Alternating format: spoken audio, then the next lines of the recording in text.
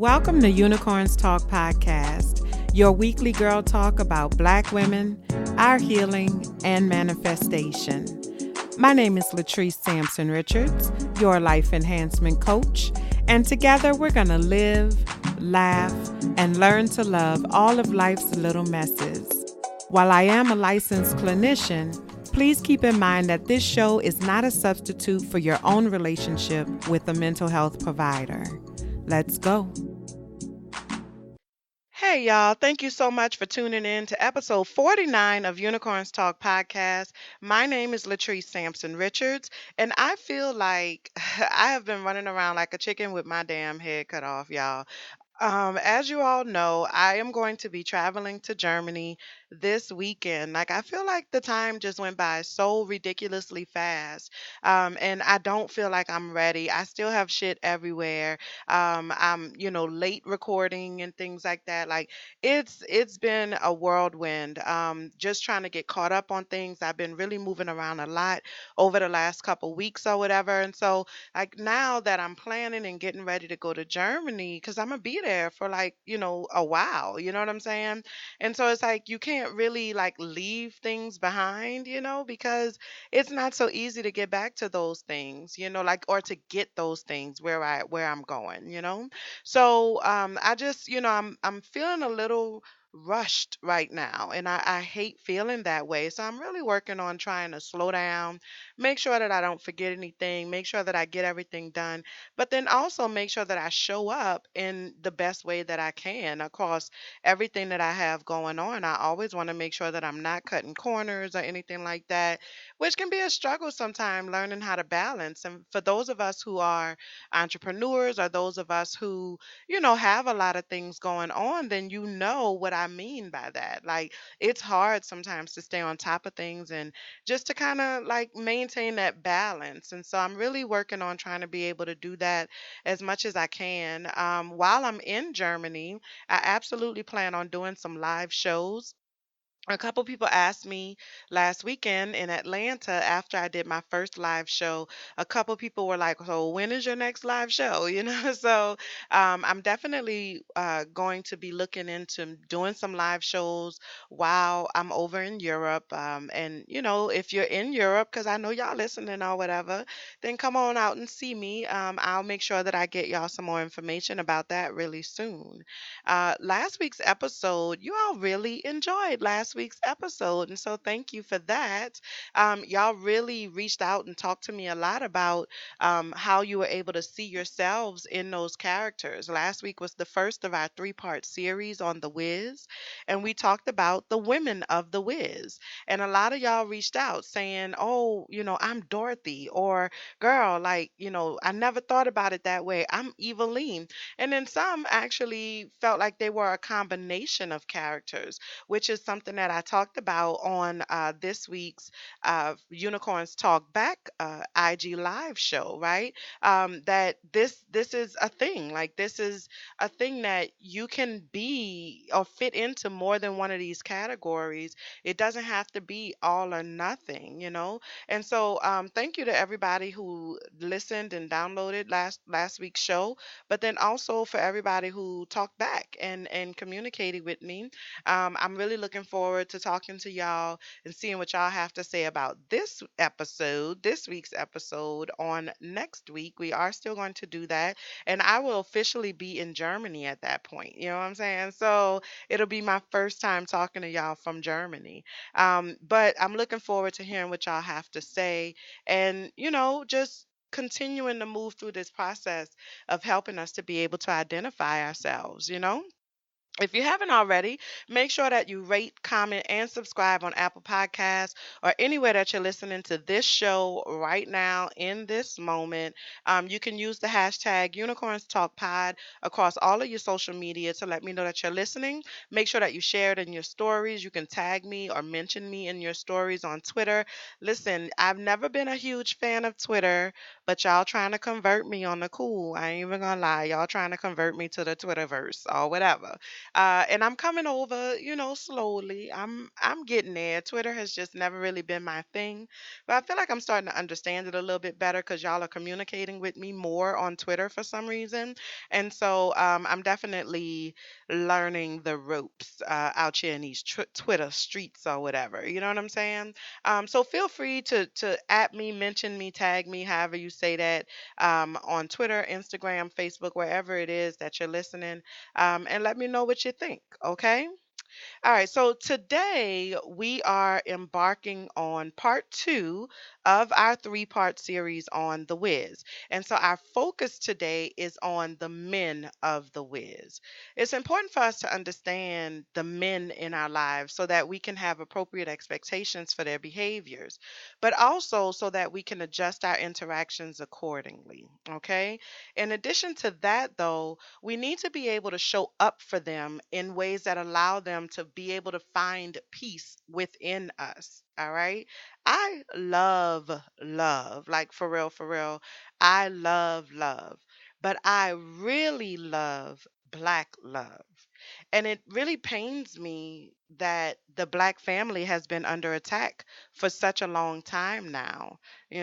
We have to be able to understand each other so that we can move on into loving each other and supporting each other in a way that allows us to really be able to grow and heal our community in a real way. So today we're talking about the men of our community through the lens of the scarecrow, the tin man, the cowardly lion, and the whiz. Okay. And, actually, I'm saying we're looking at the men in our community, but I just want to point out that this episode and the last episode are not necessarily intended to box us in. And I understand that my presentation of it, like the women of the whiz versus the men of the whiz, can kind of give that appearance. I'm trying to increase my awareness around that because it is possible for us to have characteristics of more than one of these characters in our personality. And just because I'm saying the men of the whiz or the women of the whiz, it doesn't mean that your understanding of these characters needs to be binary. Okay? The reason why we love the whiz as much as we do is because we're all able to connect to these characters in real life, in a very real way in our real life. And that's regardless of gender, age, or background. All right. So I don't want you to box yourself in to those kinds of labels as you attempt to identify where you fall on this spectrum. Just use this information really to kind of get in touch with your internal being and grow from there. But I'm definitely, like I said, I'm working on trying to um monitor the words, the verbiage that I use, because I don't want anyone to have or to feel like something doesn't apply to them even though it resonates with them because I'm saying men, women, or anything like that. This is just how I'm explaining things, okay? Y'all, please forgive me for that. My phone was ringing or whatever, so I had to pause for the cause and make sure that I answer that. But you know what I'm saying? Shit happens or whatever. We gonna keep on rolling, you dig? All right. So anyway, so each of these characters represents the figures in our community, like different figures in our community, people that we know in our community, and it offers us a deeper understanding of why these people are the way that they are. Okay. So, as you're listening to this episode, next episode, and the last episode, I want y'all to just keep in mind that you don't box yourself in. You don't need to be so stuck on the male versus female aspect of this, so much as understanding the basis of these characters. All right. Okay, so let's go ahead and get started. I want to start off by talking about the Scarecrow. So the Scarecrow, which of course was played by Michael Jackson, can we just take a moment of silence, please, for the king of pop and the king of the cornfields? Okay. So Michael Jackson did an amazing job portraying the Scarecrow. I really feel like he embodied that character. But, to a certain extent, though, I feel like, the scarecrow kind of embodied him as well. And I think that's maybe a little too deep for what I'm trying to do today, but that's just me, like, in my head, being in my head, because I do that sometimes, you know what I'm saying? But the scarecrow was the smartest one in the cornfield, right? But he believes that he is the dumbest. Okay. And the reason that he believes that he is the least smart in the cornfield is because he has been surrounded by crows his whole life. And those crows have been telling him that he can't do anything, and so he may as well not try. Okay? We see this dude in the hood all the time. All the time. We see this dude in the hood that's surrounded by hood niggas, and the hood niggas telling him, "You in the hood, nigga, you ain't never gonna be nothing," right? But we also see this dude, I think, in the form of the dude that just doesn't live up to his potential, right? Like, how many of us have dated that dude? I know I have. Hallelujah, praise Jesus, right? He's not living up to his potential because he doesn't realize that the potential is there, right? We've all fallen for a guy who has so much potential if he just takes it seriously, if he just goes to school, if he just this, if he just that, insert whatever the just is, right? It's easy for us to fall for those kind of guys, not because we want to fix them, but because we want to nurture them, we want to help them, right? And eventually we end up getting our feelings hurt because he just can't seem to get past his environment, right? Or like he can't seem to get past his surroundings. In his heart of hearts, he is a natural leader because he's smart, he's charismatic, he thinks things through, right? He has very good analytical skills, things like that. But he doesn't see these traits in himself because the people around him have put a ridiculous amount of effort into making sure that he knows that no matter what he does, he can't win, he can't break even, and he cannot get out of the game. Okay? So he has given up on trying. Why keep trying if this is my fate, if this is just what's going to happen? I'm just going to admit defeat or accept defeat, right? He's given up on trying to do anything that's worth doing. Even the very thing that he was actually put on this earth to do, right? The thing that he was created for, scaring crows. This is what he was put in this world to do. And yet he questions his ability to do it, or at least his ability to do it successfully, right? All of that because he gave up his mental control. And he gave that control to the very people who benefit from him staying down. Does that make sense? Of course, those crows don't want him to figure out that he's great. Because then, if he figure out that he's great, then he might be up there actually scaring some crows, and they're not going to be able to take advantage of his crops. So the people that are surrounding him, that are convincing him that he's not good enough, that he's not smart enough, that he's not intelligent enough, whatever the enough is that he feels is lacking in his life, the people that are keeping him in that lower position benefit from him being in that place. Don't you know the scarecrow? I know several. I absolutely know several, right? And so what the scarecrow really needs is for Dorothy to come in there and to scatter all them crows. She said, "Get on out of here, you crows. Go on, get." But she sick Toto on him. Toto went to barking and shit. Y'all get the fuck, you know? And helping him to be able to identify those crows, to see them as crows, right? It's not that you're not smart, scarecrow. It's that they don't want you to believe that you're smart. Because if you actually start to see yourself for what and who you are, it puts a wrench in whatever it is that they're trying to accomplish, whatever it is that they benefit from as a result of you not believing that you are the person that you really are. Okay? And so that's what we learned from the scarecrow. That's what we learned from the scarecrow. We learned that when you surround yourself with people who do not mean you well and people who benefit from your lack of confidence, then it makes it virtually impossible for you to be able to break free from that. But the remedy to increasing or the remedy to your lack of confidence is just that. It's to get away from the people that don't believe in you and start surrounding yourself with people who genuinely have your best interests at heart. And that's what the scarecrow found in Dorothy. All right.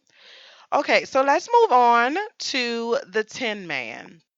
The Tin Man is one of my favorite characters in this whole movie. He has some of the best musical breakdowns, like for real, for real. His first song, "Slide Some Oil to Me." I'm not about to go into a whole lot of detail about it, but I feel like the Tin Man be on that yak. You know what I'm saying? And so I really think that, like, but just the musicality of the song in general, I love it. And every time Nipsey Russell is like, I mean, come on, he's a freaking national treasure, like for real, for real. You know what I'm saying? Like, if you ever just go back and because I know y'all gonna go back and watch this movie again. My cousin called me the other day, and she was like, girl, she's like, I'm gonna have to go back and watch this movie because you were saying some things that I never even noticed. When I tell y'all this is my favorite movie, it's like for real, for real. But Nipsey Russell, just the musicality of who he is and his portrayal of the Tin Man was awesome and amazing, you know? Um, in his signature song, If I Could Feel, the Tin Man says, and I quote, I'm gonna give y'all a couple of quotes from this song because I feel like he actually spoke the words that in terms of the lessons that I'm trying to pull from it, okay? So in his signature song, he says, "What would I do if I could suddenly feel and to know once again that what I feel is real?" So the piece that really stood out to me from that particular lyric of the song is that he says once again, right? Once again, which implies that at some point he was able to feel deep emotion and that he actually loved being able to feel that level of emotion. But then something happened. Something happened. There was some type of traumatic event in his life that kept him from being able to experience or to really explore those feelings. There was something that happened in his life that taught him that his feelings were not to be trusted. And so he lost that connection with those feelings because he became afraid of them, right? See, the thing about the Tin Man that I think gets lost on a lot of us is that the Tin Man loves love. He wants to be able to show love. He wants to be able to receive love. I mean, listen, bitch, he been married 3 times. The teeny, the one that he was crying about, Teeny, his third wife. Okay? Men who marry 3 times, they not getting married for the nookie or whatever for the nookie, da da da, for the nookie. Y'all know that. Y'all know the. Don't do me. Y'all know the challenge that was going on. You know what I'm saying? Erica Badu did it and all of that. You know what I'm saying? Okay. But men who get married 3 times, they're not just doing that because the pussy is good. They're doing it because they are in search of something deeper, something more meaningful, right? They're trying to find a resting place where they can allow themselves to see and be seen, to love unapologetically. All right. He goes on in the song, at another point in the song, he says, "What would I do if I could reach inside of me and to know how it feels to say, I like what I see?" That's deep.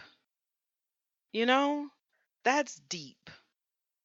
What the Tin Man is saying is that not only has he lost connection with his ability to love others, but he has lost his connection with his ability to love himself, right? Which happens so many times. We internalize because this relationship didn't work out, or that relationship didn't work out, or we got our feelings hurt this time, we got our feelings hurt that time, whatever it might have been. We internalize those experiences and we start being extra hard on ourselves. And we start to hate who we are at our core, which really snowballs right into this vicious cycle because then it prevents us from showing ourselves to the next people. But they can't love us the way that we need to be loved if we're not willing to show them who we really are, right? He says, "And if the tears could fall from my eyes, just think of all the wounds they could mend, and think of all the time I could spend just being vulnerable again." And listen, that's one of my favorite lines. Listen, because it's the way he says it, you know? It's the way he says it. I'm about to sing for y'all, so go on and prepare yourself for that. I'm about to belt out a little diddly for y'all, right? But it's the way he says it, right? Just being vulnerable again, right? There's this longing for that vulnerability. He is longing for the chance to be vulnerable. He wants to be able to put down all of his mask. He wants to be able to open himself up and love and present as who he is unapologetically. He wants to be able to do that. He is yearning for the chance to do that, but he doesn't trust that this world is safe enough for him to do it because he's had experience after experience, or sometimes just one experience. For some 10 men, you know what I'm saying? 10 men and women, all right? It doesn't even take a lot of chances or a lot of times for this to happen, right? Sometimes it only takes one significant event to shut somebody down completely, but that doesn't mean that they don't want to love. That doesn't mean that they don't want to be vulnerable. It means that they don't feel like they can.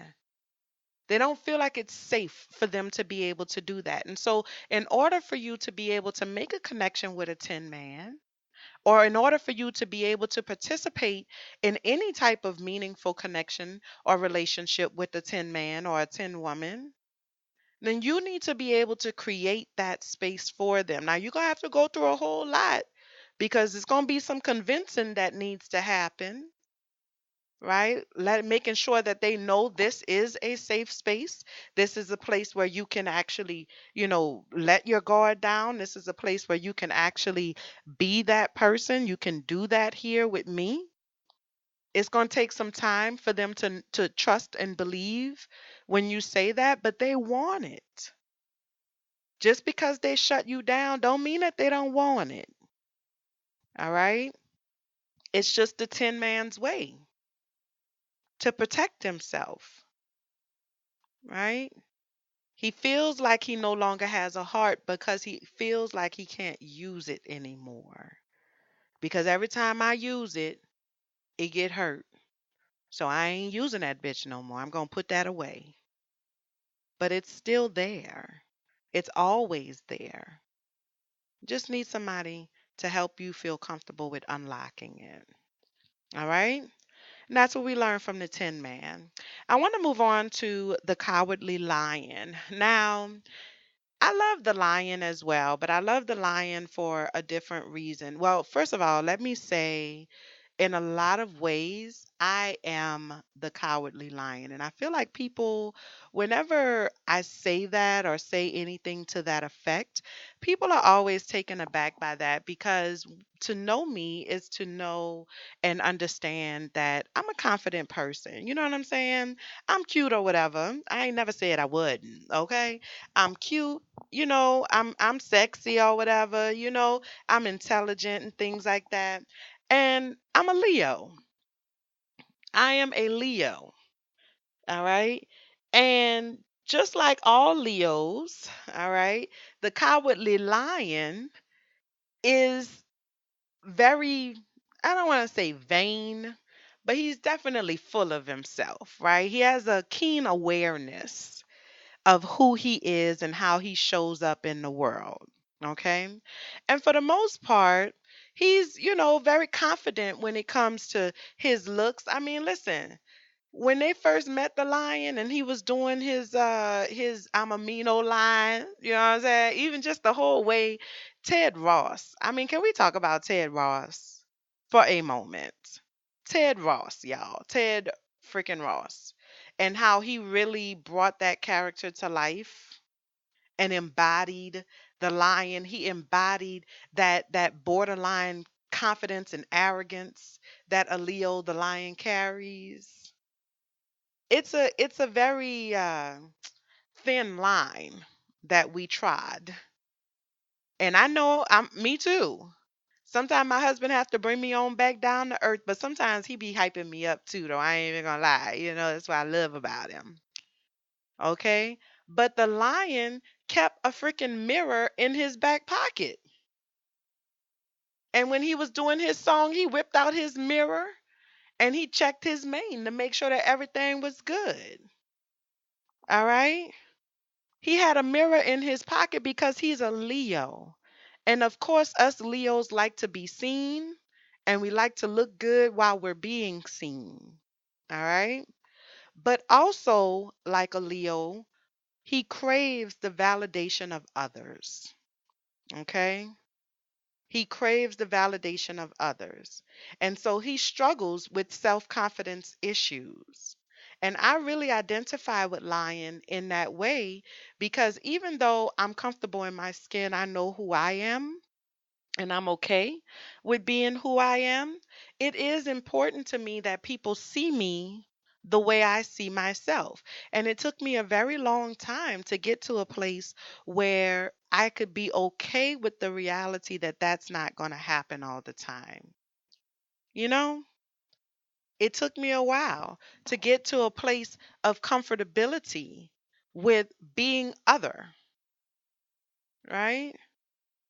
And to really get my self-confidence in check. I did not have high self-esteem growing up at all. I feel like my confidence, my self-esteem really didn't come in until I got to college and later in college at that. But that was because at that point in my life I had done met people that I chose, because up until that point, the people in your life, you don't really get to choose them people, you know? But now I had people that I was able to choose who accepted me for who I was. And my confidence began to increase as a result of that. All right. But the lion has feelings, right? And so his entire life, he's been told that those feelings made him IOBK, incapable of being king. You know how serious that is? For the king of the jungle to be told that because of who he is, because of how he presents, because of the fact that he's different than everybody else, that he is incapable of fulfilling his duty, that's a blow. That's definitely a blow to your ego. The lion is meant to be the king of the jungle. What do you mean? He's incapable of being king. Right? So he never really felt like he fit in. He never felt like he really could find his place. He never felt like he could fit in with his family. He was different than the rest of his family. He never felt like he could fit in with the other people because he's a fucking lion. And so when people see a lion, they expect for a lion to be courageous and they expect for a lion to have no fear, right? People don't always realize that the king of the jungle is a regular ass person. Just because I'm a natural leader, just because, I'm that bitch, you know what I'm saying? Just because I'm that girl doesn't mean that I don't have human traits and human characteristics. I get scared too, right? I have fears just like everybody else. And people underestimate that because of what they expect from me, because I'm a lioness. And so we see this in the Cowardly Lion. He's been called weak, and basically they told him that he wasn't man enough for being different from the other lions. And over time, he had to put on this hard exterior because he is so soft on the inside. And so he created this facade which presents itself in the movie as toxic masculinity. Okay, but in real world, we put on all kinds of facades and all kinds of masks, right? Sometimes it's toxic masculinity, sometimes it's toxic femininity or feminism, right? Because there is such a thing as toxic feminism. I do believe I said what I said. Okay, but sometimes it's belittling yourself, shrinking yourself. That's a facade. I'm a fucking king of the jungle. Ain't no way I'm supposed to be sitting in a corner making myself smaller just to make y'all motherfuckers feel better about who you are. It's not who I really am. Why don't I get to shine as brightly as everybody else? Because you don't understand me? Sounds like a personal problem, right? So he presents as what he thinks people expect him to present as. Right? In his signature song, he says, "And if you happen to come around, well, you best not make me frown, for I just might knock you down, 'cause I'm a mean old lion." Right? But when push came to shove and Toto went over there and bit him on his toe, he fell out crying 'cause his feelings were hurt. Because he's wearing his feelings on his sleeves.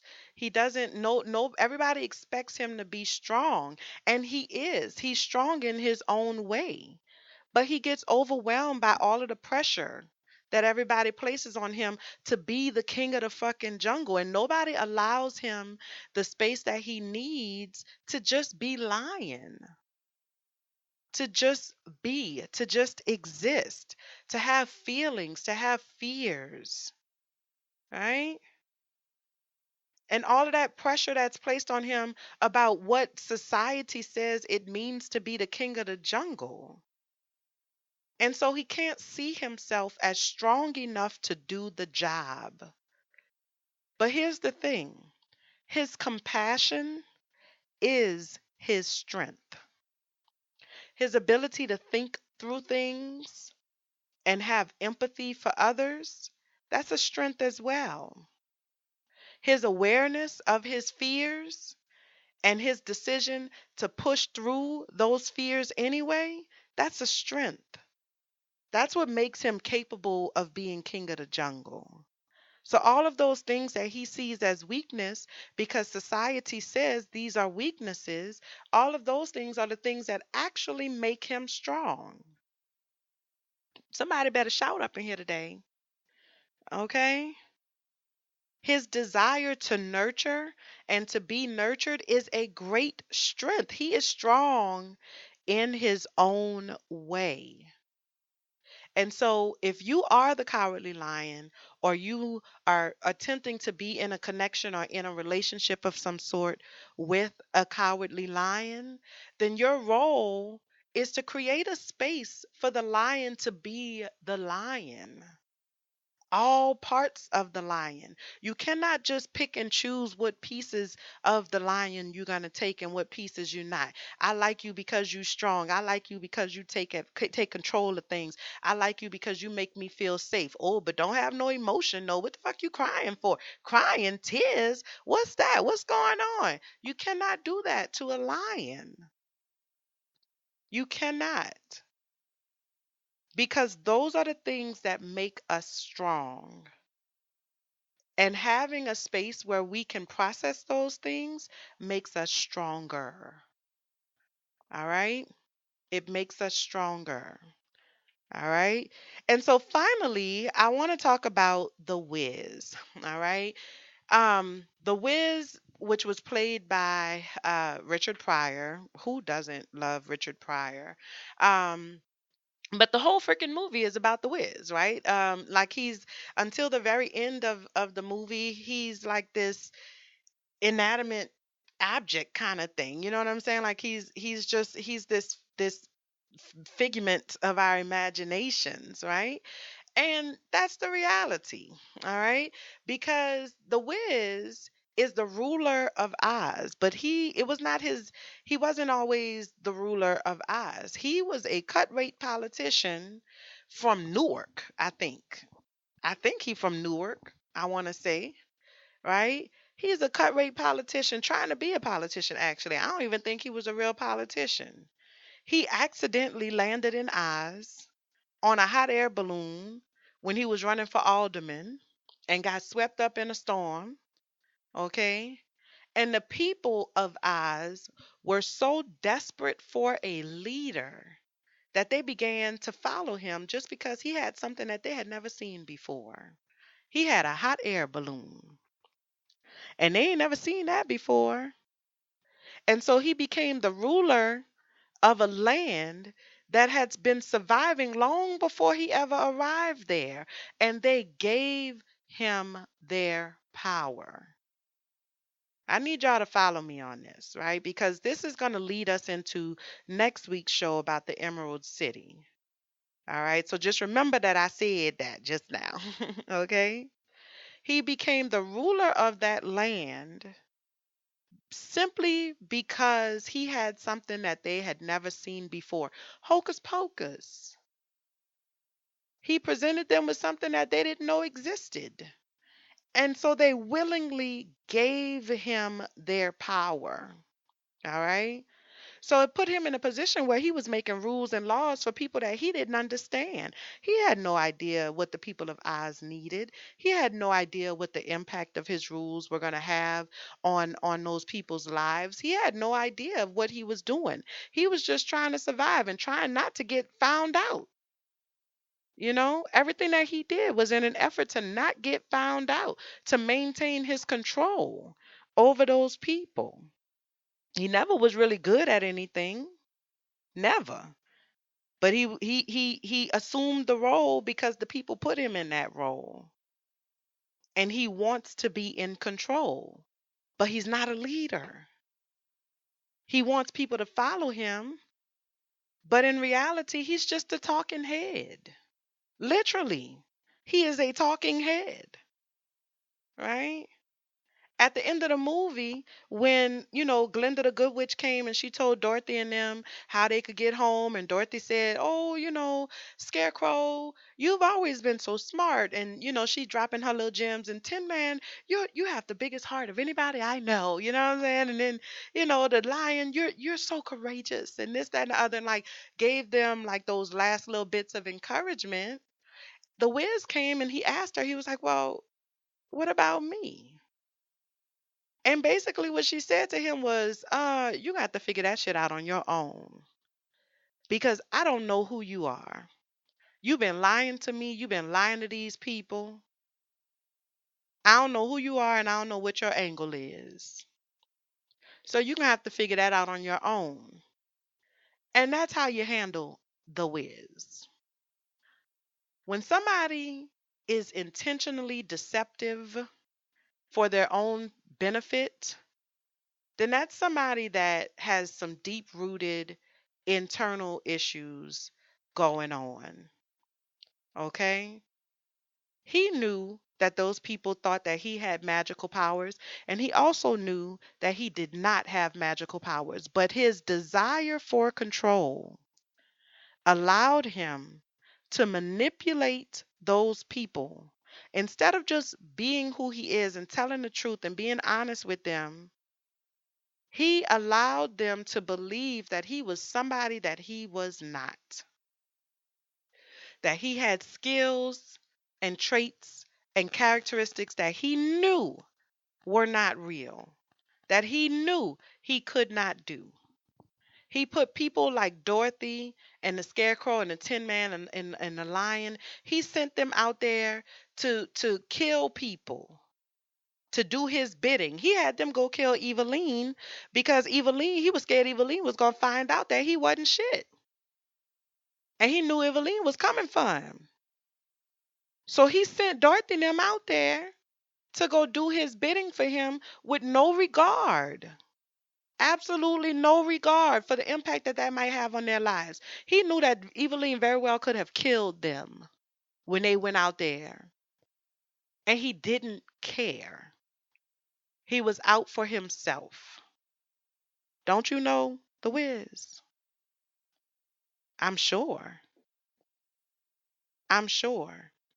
These kinds of people you have to steer clear of. You have to always be aware and have a certain level of awareness around the people that you're interacting with. And when you start seeing these traits come up, somebody who says that they can do everything, but when it come time to do it, they can't really do shit. They always got a reason why they can't make something happen, or you fulfill your end of the bargain, and when it's time for them to fulfill their end of the bargain, then oh, something came up.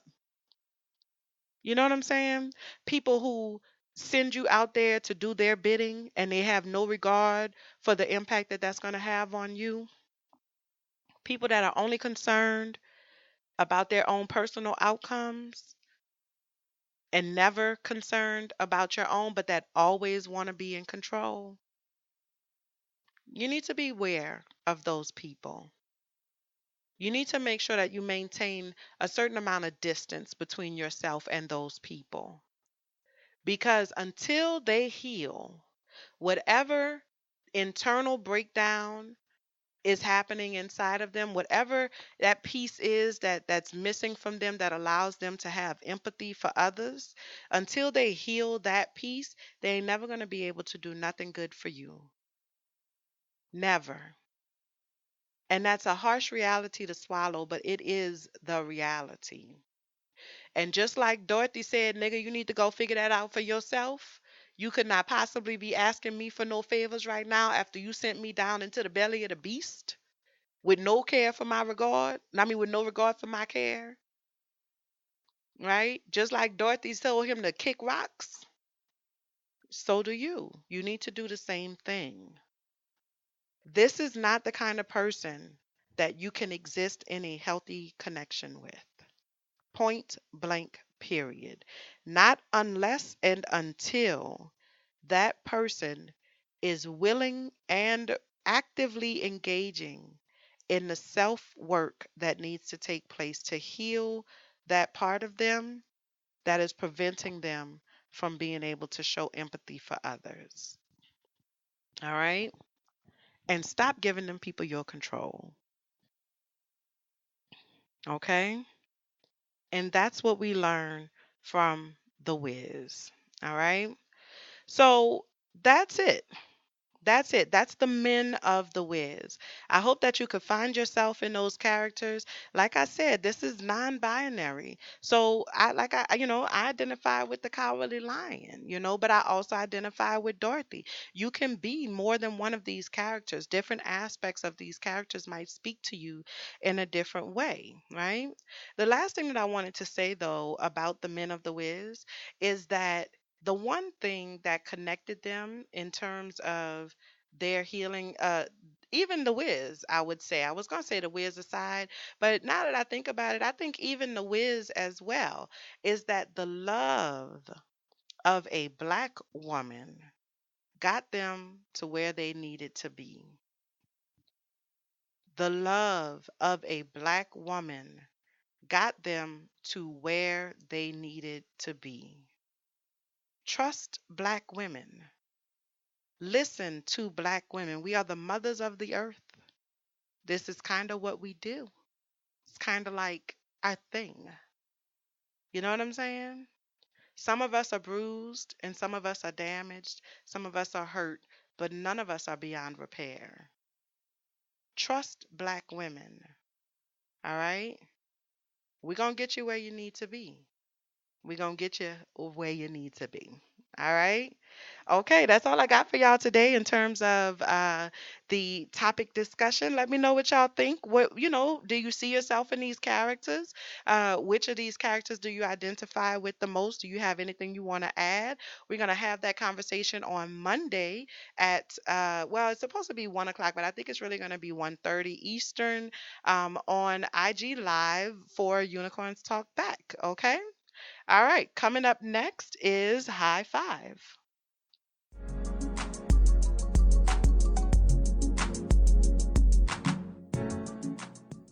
October 17th, which is today, is Black Poetry Day. All right. And so I want to give a high five to all of the Black poets in my life, but then all of the Black poets who've had an impact on my life. Poetry is definitely one of my vices. You know what I'm saying? I don't necessarily consider myself a poet, although I've always had a notebook and shit. I told y'all I'm a creative or whatever. But I've never like done poetry shows and events and stuff like that. But I love poets and I love being in the presence of poets. And I've learned so much from the poets in my life and the poets that I've had an opportunity to experience in my life.